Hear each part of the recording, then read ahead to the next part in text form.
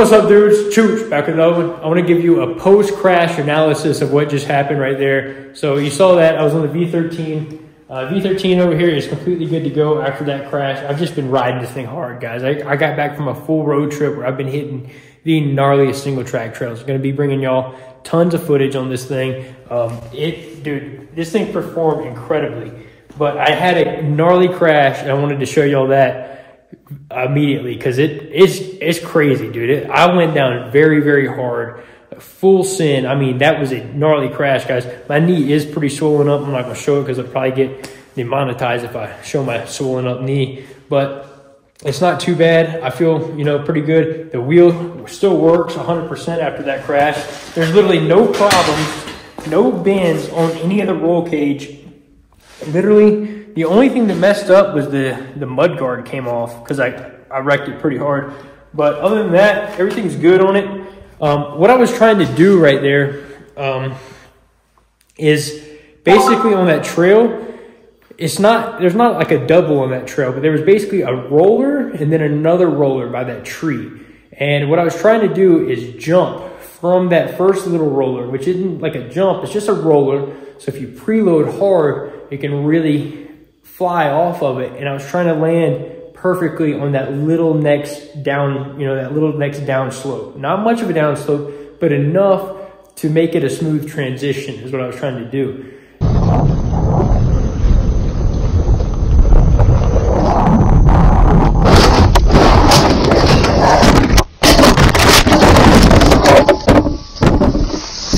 And I came back and forth about, you know, 2 or 3 times through there. And I was like, man, it'd be nice to be able to hit this section and really be able to, you know, kind of preload that, jump, and land right by that tree. It would just be smooth, it'd be fast, and it'd be fun to do it. And that's why, like, if I find a section in a trail with something like that, whether it be a double or, you know, any type of obstacle or anything like that, I'll go back and forth a few times to get it right and do it the way I want to do it.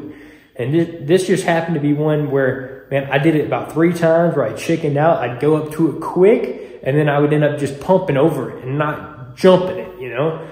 And so finally, I was like, man, let me just try to do it. I can get enough speed on this machine. And like the thing with the V13, dudes, you can get so much speed on this thing. Like, it's kind of deceiving. Like, you can get going like fast because it's a 22-inch wheel, you know? And you can get going really fast, really quickly on this thing. And like, I just want to show you how it still works fine. There's no bends, nothing at all, except for the mud guard is the only thing. But you can get going so fast on this thing on a single track trail that you can really take those small little bumps and jumps and whatnot and just fly off of them. And that's what I've been doing all day and really doing a lot of big transitions. And then I tried it on that huge transition, and it's about 30 feet. Like, if you look at that, you're pumping a little bump, which is about, I don't know, maybe like a foot taller than the rest of the trail, and you're trying to fly 30 feet to the same exact height of transition, which was by that tree. And I went in the air and I flared sideways, and I literally cased it completely sideways is what I did. Like, I literally went up, flared it, and if I would have gone a little bit faster, just a little bit faster, I would have cleared it. And if I would, the pinpoint was right by that tree. So if you look at it, the downslope was right where that tree is.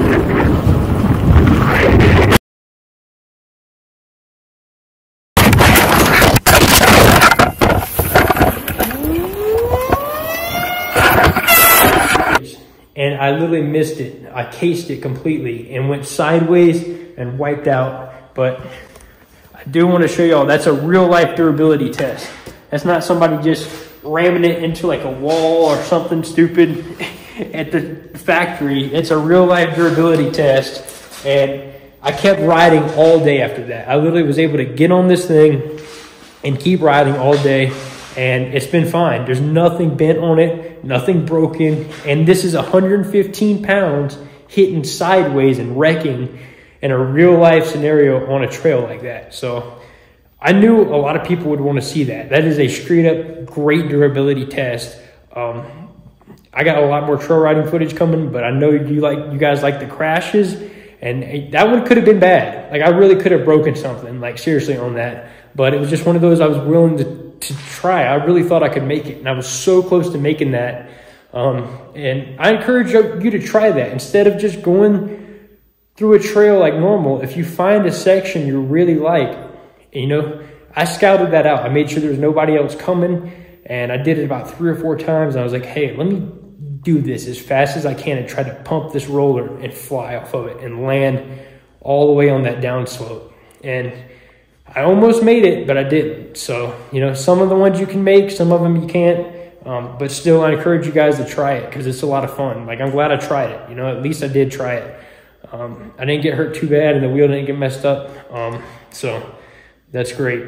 But wear your gear, guys. The knee pads and that lazy rolling jacket saved me. And I got a link for the knee pads below, the Lead dual axis. Those things literally saved the day because I impacted on my knee hard, and then the lazy rolling jacket impacted on my elbow hard, but I had that lazy rolling jacket on, and so it literally just slid across the ground, dude, and got right back up. So I got a $20 off code for the lazy rolling jacket. If you just hit the link, actually, it gives you $20 off when you go to the website and buy it. And then I got links below for the rest of the safety gear I use. But that's why I was able to keep riding, guys, the safety gear. And then this thing is built like a tank. Any other wheel in a wreck like that, I think would have been torn up. Like any of the older Gotways, I mean, a lot of wheels in a crash like that would have been torn up. I was expecting to have to carry that thing out of there and it not work. And it literally turned right on, and I was able to keep riding. So great durability test for the V13. And, you know, stellar, honestly stellar. I can't complain, bro. There's nothing even loose, bro. There's nothing even like loose on this or bent or nothing, dude. Like, it's great. It's perfect. It's fine. This shell is fine. Everything's on it. There's no dent in the rim or anything. It's fine after that. But I've been riding it hard, guys. I've really been giving it all it's got. So I got y'all some great footage on the way. So stay tuned. Hit the subscribe button if you haven't already. I'll see you dudes in the next one. Peace.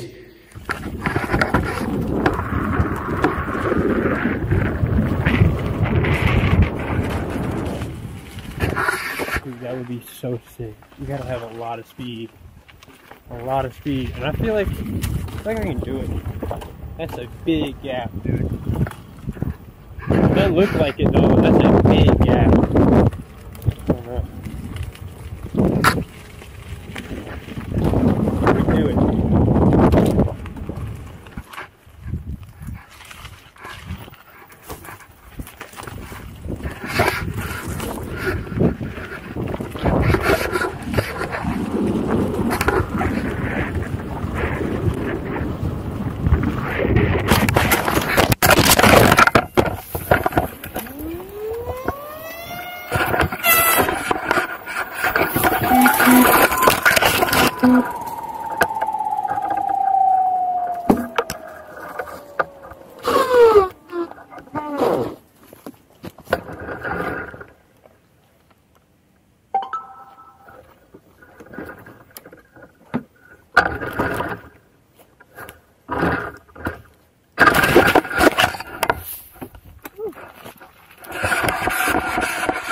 We all good?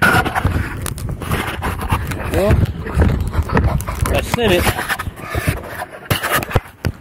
I knew that'd be a hard jump to make. I almost did it.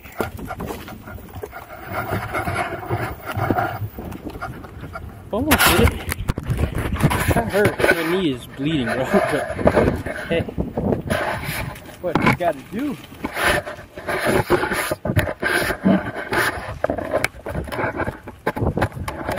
This is broken.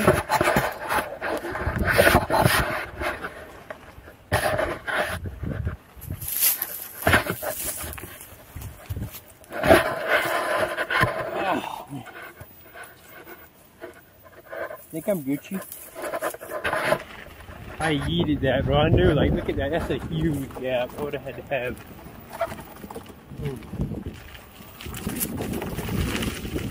The wheel held up, though. This thing's pretty durable, dude. It is a tank of a wheel.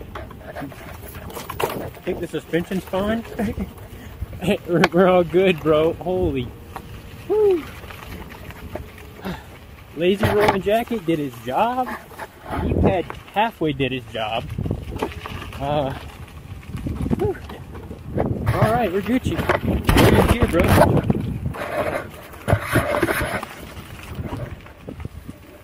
That was kind of a really dumb gap, but I thought I could do it. This wheel just feels so smooth and you can ride it so fast. Thought I'd have enough speed to fly. I think I did. I think I oversent it. I don't really know what happened, honestly. I think I just like hit so hard and just closed my eyes. I don't know what I did, bro. Ow. I'm gonna feel that one tomorrow morning for sure, bro. Oh.